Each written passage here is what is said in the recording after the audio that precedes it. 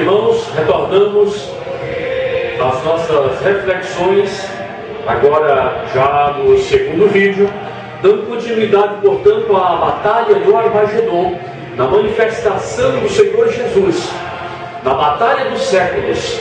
Muitas vezes ouvimos por pessoas desinformadas que quando o Senhor Jesus voltasse aqui de novo, eles o mataria a segunda vez. Trata-se de pessoas cuja ignorância acerca da palavra de Deus, do poder de Deus, acerca do plano redentor de Deus e da consumação dos séculos, precisam ser informadas, precisam conhecer que na realidade o mundo, o universo está no controle de Deus, que tudo criou e tudo foi entregue ao Senhor Jesus, porque debaixo dos céus nenhum outro nome há dado entre os homens pelo qual devamos ser salvos. E também ao seu nome, diz-nos o apóstolo, que todo joelho dobrará, toda língua confessará, porque isso foi determinado por Deus Pai, que Jesus Cristo é o Senhor, para a glória de Deus Pai, toda língua há de confessar. Veja que o texto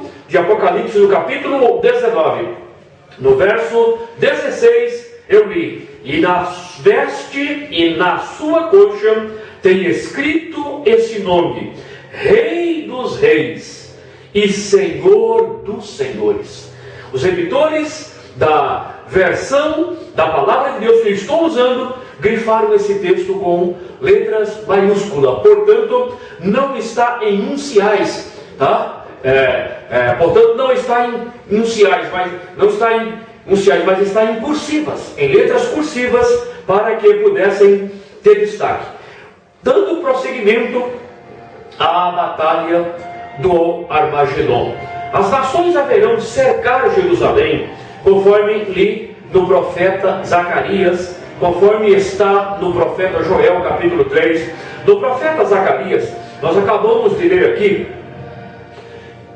e no verso 12, que eu não fiz a leitura, no capítulo 14, diz: e esta será a praga com que o Senhor ferirá todos os povos que guerrearam contra Jerusalém. A sua carne será consumida, estando eles de pé, e lhes apodrecerão os olhos nas suas órbitas, e lhes apodrecerá a língua na boca. Veja o que eu quero mostrar-lhes. Isto é exatamente o oposto, o inverso do revestimento da imortalidade que a igreja recebeu no momento da sua redenção, já que o nosso tema é a redenção da igreja no escopo da profecia. O apóstolo Paulo diz no capítulo 15, verso 54, que convém que isto que é mortal se revista da imortalidade, ou seja, o corpo sujeito à morte física haverá, no momento da redenção, de ser revestido da imortalidade. Portanto, os santos que assim alcançarem esta redenção não passarão pela morte que aos homens está ordenado morrer uma vez. Mas aqui, senhores, aqui, diletos ouvintes, trata-se do inverso. No Apocalipse, no capítulo 19, quando eu li no verso 21, os demais foram mortos com a espada que saía da sua boca, ou da boca do que estava assentado sobre o cavalo, e todas as aves fartaram-se das suas carnes. Eu disse que era a ceia do grande Deus. Vejam que o anticristo e o falso profeta, eles receberão a sentença direta e serão lançados vivos. Por quê? Porque eles são a antítese.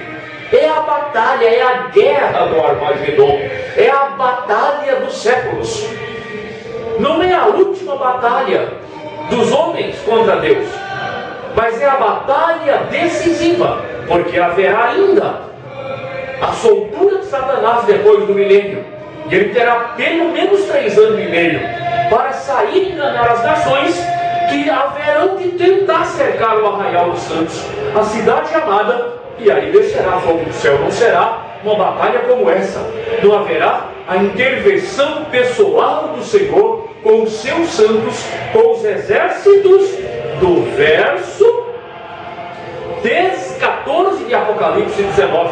Vejam que lá está assim: e seguiam-nos os exércitos que há no céu, em cavalos brancos, vestidos de linho fino, branco e puro. Trata-se do exército da igreja redimida, que agora com o Senhor virá para a batalha do Armagedon, junto com os santos anjos, para combater o anticristo e erradicar todo o mal. O Armagedon tem esse nome por causa do vale de Megido.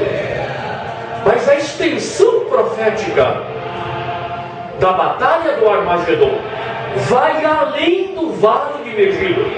As consequências, o alcance escatológico vai para a prisão de Satanás, para a eliminação do mal. Vejam, senhores, que durante essa dispensação da graça, vencido no Calvário, Satanás ainda ruge como um leão buscando a quem possa tragar. A recomendação da Bíblia é: o qual resistir firme na fé, porque ele fugirá de vós. Mas na sétima dispensação, na última dispensação, que é a dispensação do governo de Deus na terra, que é a implantação literal do reino de Deus, que é exatamente aquele período que Adão deveria viver para complementação da dispensação da inocência, para cumprimento da aliança edênica. Lembram os senhores, quando estudamos escatologia, que Deus fez uma aliança. A primeira aliança, pode observar, ela é edênica. A primeira dispensação, ela é da inocência, mas ela é seguida de uma aliança, de um pacto, de um período probatório que Adão deveria viver e ser aprovado. Os anjos foram aprovados, eles tiveram um período probatório. Houve a dispensação dos anjos, houve a queda e a desobediência, mas os que foram confirmados na obediência foram confirmados em santificação, portanto não poderão mais pecar, não poderão mais se rebelar contra Deus. Os santos também. Nós estamos com 2000 anos de história da dispensação da graça, sendo santificados pelo Evangelho, pelo Espírito Santo. E os que passarem nesse período probatório da dispensação da graça alcançarão no final a redenção, que é o aspecto final, complementar, conclusivo da salvação, através também da glorificação. Veja que aquela dispensação, a dispensação edênica do homem ser o regente de Deus na terra, ela não foi concluída, porque Adão pecou. E é interessante que Satanás, ele assume o controle e o homem passa a ser escravo. Vejam, senhores, o que eu vou dizer aqui é difícil, até de ser aceito pelas pessoas que vão me ouvir, mas as pessoas passaram a ter a natureza de Satanás. Vejam que a salvação implanta nas pessoas o novo homem, a natureza, o caráter de Cristo. Esse novo homem, ele é criado em verdadeira justiça e santidade. E o milênio, ele é exatamente, creiam no que estou dizendo na palavra de Deus, é exatamente a conclusão deste aspecto. Porque poderia encerrar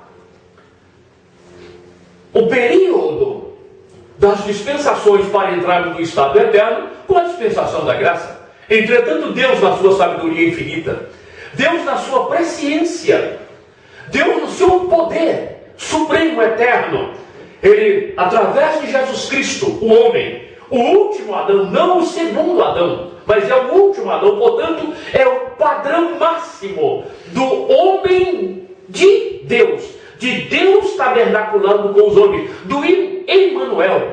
Veja que Jesus é o padrão, o vencedor, o padrão do homem vitorioso, e é nele que somos nova criatura, e é nele que as coisas velhas se passaram, e tudo se fez novo. Portanto, vejam que a humanidade terá a oportunidade, depois da batalha do Armagedon, depois da prisão do anticristo, do seu lançamento no lago de fogo, depois de Satanás ser amarrado e lançado no abismo por 1000 anos.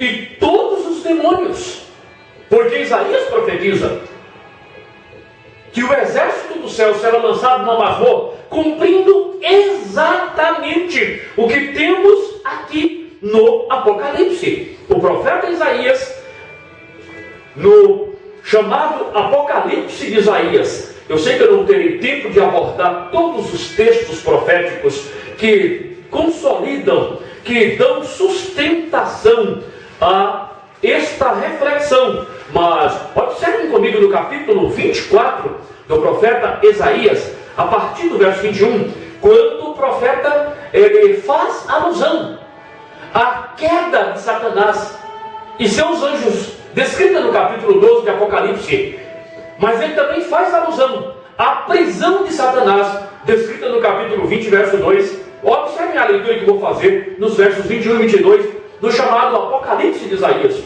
E será que, naquele dia, o Senhor visitará o exército do alto na altura, e os reis da terra sobre a terra. A alusão profética é ao diabo e seus anjos no espaço sideral, ao anticristo e seus confederados na terra, tentando ser exatamente o Cristo, o impostor. Na realidade, o Cristo diabólico, o Messias satânico, o Messias de Satanás. Olha a continuação do verso 22.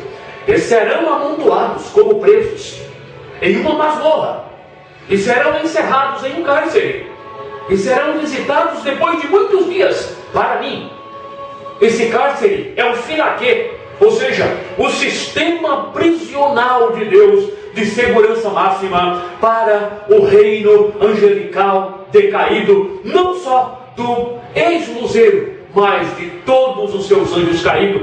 E aqui serão visitados depois de muitos dias. Vejam que isso vai cumprir. Apocalipse capítulo 20, que eu acabei de ler, verso 2, mas também o verso 7. Acabando-se os 1000 anos, Satanás será solto. Então observem, não dá para a gente estender muito, dado a extensão, a profundidade da escatologia. Mas a batalha do Armagedon, ela eliminará todo o mal. Na praga do profeta Zacarias, as nações bodes que ouvirem a voz do Senhor, baseado em Mateus 25, vejam o que acontecerão. Os povos que guerreiam, eles sofrem como que uma ação de uma força atômica, de uma irradiação da energia retributiva do pecado. O salário do pecado é a morte, não apenas a morte física, também a morte espiritual, mas também a retribuição eterna. E estas pessoas, elas serão lançadas direto na tormento do fogo, baseado em Mateus, que pretendo ainda fazer a leitura. Então observa aqui, pela espada, ou seja, pela palavra do Senhor, estas pessoas terão sua carne consumida estando de pé, lhes apodrecerão os olhos nas órbitas, e apodrecerá a língua na boca. Olha, senhores, veja o verso 15. E será a praga dos cavalos. A linguagem aqui é antiga, dos mulos, dos camelos, dos jumentos, dos animais que estiverem naqueles exércitos. Hoje será a praga de equipamentos poderosos de guerra que sofrerão a destruição total em massa pelo poder do Senhor, que criou todas as coisas, que criou todos os elementos da tabela periódica que os senhores conhecem. Estou falando para pessoas de vários níveis, sociológicos, culturais, acadêmicos, que sabem que estou dizendo uma verdade bíblica e também uma verdade acadêmica, filosófica, científica. Portanto, observem que este acontecimento se assemelha muito às bombas que caíram em Hiroshima e Nagasaki em 1945, na Segunda Guerra Mundial. E os senhores sabem que hoje as nações, existe poder além disso, e Deus detém todo o poder, porque o apóstolo Pedro fala, e os elementos ardentes se fundirão, e os elementos são os estojeiam, portanto os átomos serão dissolvidos, porque os céus e a terra também desaparecerão, totalmente será erradicada a maldade, a malignidade que o pecado causou. Deus nos abençoe. Voltaremos para o juízo das nações no nosso próximo vídeo, tratando exatamente da eliminação do mal e da implantação do governo de Deus na terra. Poucas nações entrarão no governo de Deus, porque o mal será erradicado para sempre. Amém.